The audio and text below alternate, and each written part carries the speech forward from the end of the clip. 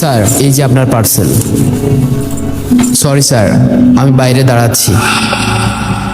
দাঁড়াও। জি? এত তাড়া কিসের?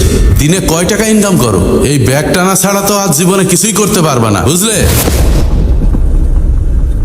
জি স্যার, যা ইনকাম করি হালাল ইনকাম করি, এতেই আমার শান্তি। হালালের ভাষণ পরে দাও, দেখাও কোথায় সিগনেচার করতে হবে। ও স্যার, এখানে একটু সিগনেচার করতে হবে। এই নাও।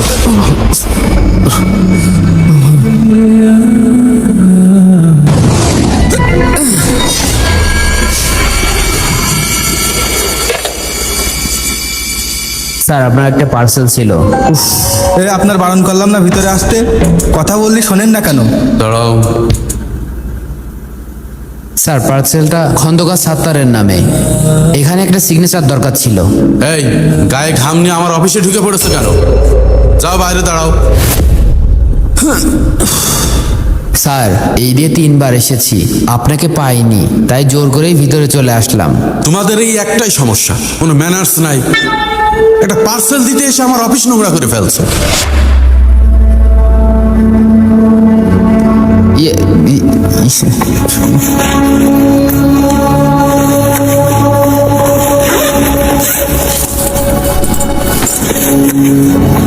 স্যার, এই যে আপনার পার্সেল। সরি স্যার, আমি বাইরে দাঁড়াচ্ছি। দাঁড়াও। জি? এত তাড়া কিসের? দিনে কয় টাকা ইনকাম করো? এই ব্যাগ টানা ছাড়া তো আজ জীবনে কিছুই করতে পারবে না, বুঝলে? জি স্যার, যা ইনকাম করি হালাল ইনকাম করি, এতেই আমার শান্তি। হালালের ভাষণ পরে দাও, দেখাও কোথায় সিগনেচার করতে হবে। ও স্যার, এখানে একটু সিগনেচার করতে হবে। এই নাও।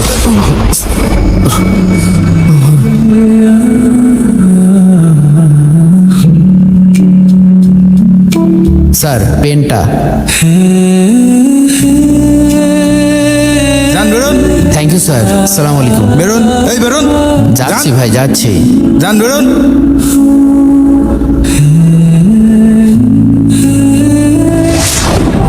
স্যার, আপনাকে একটা কথা বলি, প্লিজ কিছু মনে করবেন না। বলেন। আপনি কি জানেন ওই লোকটা কে? কে আবার? ডেলিভারি ম্যান, রোজ এরম 5-10টা আসে। আপনি এত সময় ধরে যাকে ধমকালেন, উনি এই দ্রুত কুরিয়ার কোম্পানির মালিক শুভ্র সাহেব। মালিক মানে? এটা কিভাবে সম্ভব?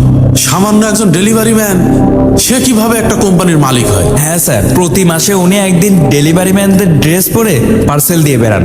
তিনি বলেন, আমি একদিন হলেও ডেলিভারি ম্যানদের কষ্টটা বুঝতে চাই। কিন্তু ওর চেহারা, ওর কথাবার্তা সবই তো ফকিরের মতো। এখানেই তো আসল ব্যাপার স্যার।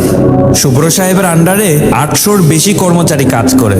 তাদের ছেলেমেয়ের পড়াশোনার খরচ শুভ্র সাহেবই দেন। আর কোনো রাইডার যদি রাস্তায় অ্যাক্সিডেন্ট করেন, তাদের চিকিৎসার খরচটাও শুভ্র সাহেব নিজের পকেট থেকে দেন।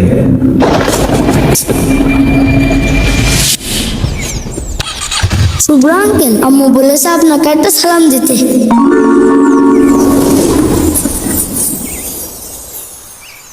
তোর আম্মু এখন কেমন আছে? হ্যাঁ ভালো, আম্মুর অপারেশনটা অনেক ভালোভাবে হয়েছে। আলহামদুলিল্লাহ বাবা, শুনে খুব খুশি হলাম। আর ওষুধ ঠিকঠাক মতো খাচ্ছে? হ্যাঁ আঙ্কেল, আপনি টাকা না দিলে আম্মু তো বাঁচতো না। আর আব্বু তো নেয় আমাকে, আপনি তো জানেন।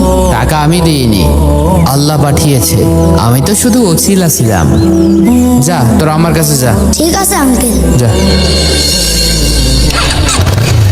শুভ্র সাহেব, একটু দাঁড়ান। জি স্যার, কিছু বলবেন? আমাকে মাফ করে দেন, সরি, আমি আপনাকে চিনতে পারিনি। চেনার দরকার নেই ভাই, আমি তো আজকে সাধারণ একজন কুরিয়ার বয় ছিলাম। আপনি একজন কুরিয়ার বয়ের সঙ্গেই কথা বলেছেন। না, আমি অন্যায় করেছি। ভেবেছিলাম আপনার পোশাক তো থাকে একজন মানুষের গায়ের উপরে, ভিতরে থাকে তো মানুষের মনুষ্যত্ব, যেটা দেখা যায় না, সেটা বুঝে নিতে হয়। আপনাদের এই কথা শুনে আমার একটা হাদিস মনে পড়ে গেল। আল্লাহ রাসূল সাল্লাল্লাহু আলাইহি ওয়াসাল্লাম বলেছেন, বলেছেন তোমরা মানুষের উপর রহম করো, আসমানে যিনি আছেন তিনি তোমাদের উপর রহম করবেন।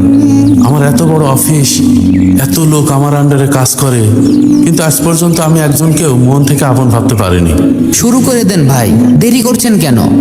আপনার অফিসে যে এমপ্লয়িটা অসুস্থ আছে তার খোঁজ খবর নিন। দেখবেন সারাদিন টাকা টাকা করে যে শান্তিটা না পাচ্ছেন তার থেকে বেশি শান্তি পাবেন। আসি। Sir sorry.